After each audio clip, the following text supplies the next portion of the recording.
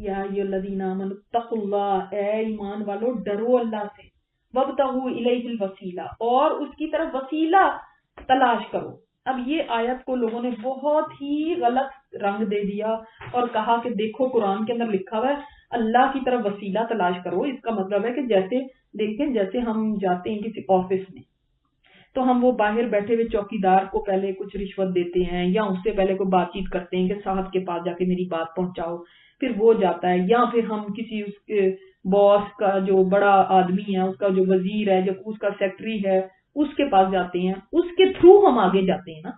तो वो कहते हैं जी देखें किसी जगह भी चढ़ने के लिए भी तो सीढ़ी चाहिए होती है ना, तो अल्लाह के लिए भी वसीला चाहिए। हम पहले वसीला पकड़ेंगे, यानी कोई बुजुर्गों को जो फौतशुदा हो गए हैं, कोई फलाना फलां, उसको पकड़ेंगे तो अल्लाह तक पहुंच सकते हैं। आप खुद तो नहीं अल्लाह तक पहुंच सकते, आपको तो ये सीढ़ी चाहिए।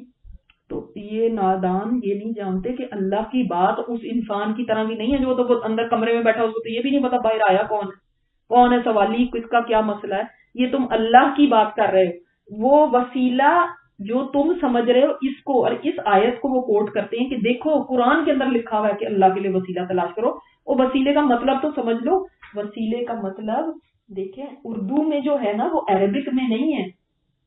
उर्दू अरबिक में वसीले का मतलब डिफरेंट है। उर्दू में तो ठीक है वसीला जरिया को कहते हैं, जरिया पकड़ लो जी, उसके तक का जरिया दे दो, लेकिन अरबिक में वसीले का लफ्ज मुख्तलिफ है। अरबिक में वसीला कहते हैं तवस्सुल से है, तकर्रुब है इसका मान, करीब होना। समझ आई, करीब होना। यही लफ्ज 2 मकामात पे आया कुरान पाक में, एक यहाँ पे आया और एक सूरह इसरा में आया था। 56 गालिबन आयत है, आप देख सकते हैं कि जिनको तुम पुकारते हो वो तो खुद वसीले की तलाश में है, यानी वो तो खुद अल्लाह के करीब होना चाहते हैं। उनमें से कौन ज्यादा करीब है अल्लाह के और वो अल्लाह की रहमत की उम्मीद रखे में। तो वसीले का मतलब है अल्लाह के कुर्ब का जरिया, जो बने चीज वो तलाश करो, ठीक है। और इसका माना कुर्ब भी है कि अल्लाह के कुर्ब को तलाश करो, या वो चीजें जो अल्लाह के करीब करती हैं उनको तलाश करो, वो सोर्स। अब इसके अंदर ये कह देना कि वो इंसान जिनको हम जा जाके मांगे उनसे और वो हमारा वसीला बनेंगे, वो अल्लाह तक पहुंचाएंगे, हमारी आपके आगे आपकी अल्लाह के आगे, ये कहाँ से मीनिंग है। तो बात है ना कि अपनी मनमानी तावीलें करते रहना। तो ये यहाँ पे ये वाले माने को समझना जरूरी है कि यहाँ पे वसीला किस चीज को कहा जा रहा है। और अल्लाह ताला ने फरमाया अल्लाह का तकवा इख्तियार करो। पहले हमें ये देखना चाहिए कि देखिए पीछे बात क्या हो रही है और आगे बात क्या हो रही है। ये बीच में बात आई है, पहले बात आई है ये मुहारबे की, आखिर में बात आई है इसके बाद 38 आए चोरी की सजा की। बीच में क्या है, ये आ गया कि अल्लाह की तरफ वसीला तलाश करो। यानी जब इंसान अब तौबा की बात आई तो अब अल्लाह से करीब होने की कोशिश में लगो।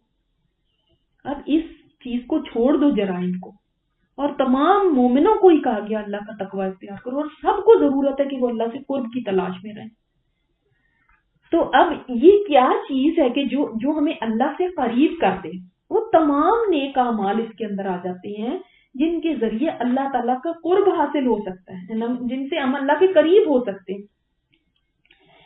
तो वाव सीन लाम का मतलब होता है मिलना या जुड़ना, ठीक है।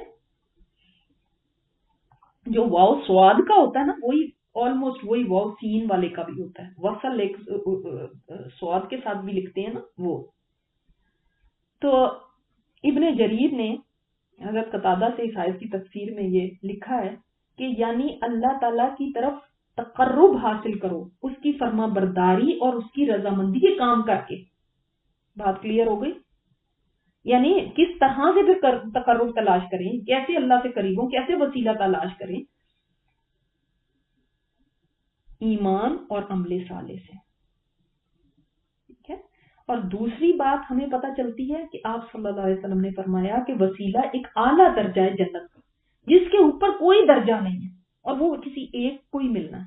तो तुम अल्लाह ताला से दुआ करो कि वो दर्जा अल्लाह ताला मुझे अता फरमाए। आप सल्लल्लाहु अलैहि वसल्लम को ही मिलना है, लेकिन जब हम दुआ करते हैं तो हमें क्या मिलेगा कि आप सल्लल्लाहु अलैहि वसल्लम ने खास तौर पे फरमाया कि जब मुअज्जिन अजान दे تو تم بھی وہی کلمات کہو جو مؤذن کہتا ہے، اس کے بعد پھر میرے اوپر درود بھیجو، اور اس کے بعد کیا کرو، یہ وسیلہ کی دعا، اللہم رب ہذہ دعوت التامہ والصلاۃ القائمہ آتی محمد الوسیلۃ والفضیلہ۔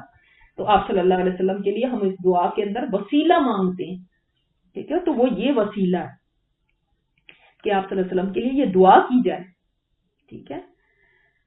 تو ایک یہ بات ہو گئی کہ وسیلہ تلاش کرو، یعنی آپ صلی اللہ علیہ وسلم کے لیے یہ دعا کی، اپنے لیے بھی قرب اللہ تعالیٰ کا مانگو، اور ایک وسیلہ مطلب وہ مقام بھی ہے جس کی دعا ہم آپ صلی اللہ علیہ وسلم کے لیے کرتے ہیں۔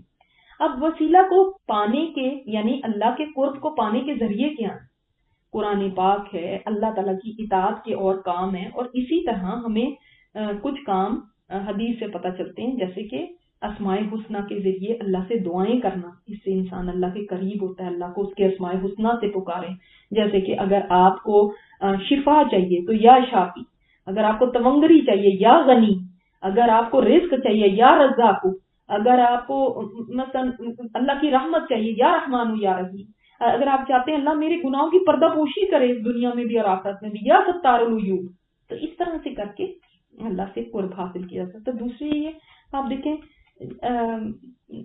اللہ تعالیٰ کے آگے سجدے کرنا، وسجد وقترب، یہ نیکی کے کاموں میں سے ہے، تو کہا گیا ہے قرآن کے اندر ہی کہا گیا ہے سجدہ کرو اور قریب ہو جاؤ اللہ سے۔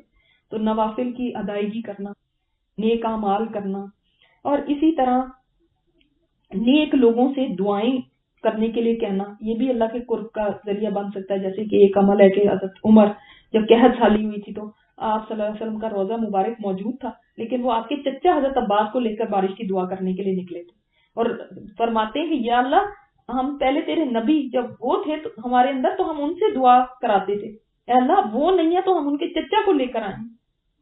یعنی آپ کسی نیک انسان سے کہہ سکتے ہیں کہ وہ آپ کے لیے دعا کرے، یہ بھی اللہ تعالیٰ کے قرب کا ذریعہ۔ اور ایک اور وسیلہ کا ہے کہ آپ صلی اللہ علیہ وسلم پر درود پڑھنا، یہ بھی وسیلہ ہے، تو یہ بھی آپ تلاش کرو، یعنی وسیلہ تلاش کرو، یعنی یہ سارے ذریعے ہیں نا قرب کے، ان کے تھرو آپ اللہ کے قریب ہو سکتے ہیں۔ تو یہ میں آپ کو وہ بات بتا رہی ہوں۔ اب اس کا بھی ہمیں کیسے پتا چلتا ہے کہ آپ صلی اللہ علیہ وسلم نے اس کے بارے میں اتنا زیادہ تاکید فرمائی ہے، کہ جب ایک صحابی نے کہا تھا کہ میں رات میں کتنا درود پڑھوں، اتنا پڑھوں، تو آپ صلی اللہ علیہ وسلم فرماتے گئے اگر اور زیادہ کر لو تو بہتر ہے، اور زیادہ، حتیٰ کہ انہوں نے فرمایا کہ یا رسول اللہ میں اگر سارا ہی درود ہی پڑھتا ہوں، تو آپ نے فرمایا تو پھر تو تمہاری ساری جو بھی تمہاری مشکلات ہیں اللہ دور کر دے گا۔ اور آپ کو پتا درود کی تو اتنی برکتیں ہیں، 10 رحمتیں ملتی ہیں، 10 گناہ معاف ہوتے ہیں، 10 درجے بلند ہوتے ہیں۔ تو بجائے اس کے کہ ہم یہ جو ہم نے اپنی طرف سے بنا لیا کہ دعا کرنی ہے، تو ہم کہتے ہیں کہ آپ صلی اللہ علیہ وسلم کے صدقے اللہ مجھے دے دے، آپ صلی اللہ علیہ وسلم کی اس طرح سے کچھ کر کے دعائیں کرتے ہیں۔ تو آپ صلی اللہ علیہ وسلم کا نام تو ہم نے لینا ہے، لیکن اس صورت میں جو آپ نے سکھائی ہے، اور وہ کس طرح کے درود پڑھ کے آپ کا نام لیں، کیونکہ درود کے بغیر جو ہے وہ دعا رد ہو جاتی ہے، دعا رک جاتی ہے۔ تو آپ درود اسی لیے کہا جاتا ہے نا اول آخر درود پڑھیں آپ، تو جب آپ درود پڑھیں گے تو درود تو قبول ہوگا ہی، تو بیچ میں جو دعا ہے وہ بھی انشاءاللہ قبول ہو جائے گی۔ تو یہ بھی اللہ تعالیٰ کے قرب کا ذریعہ۔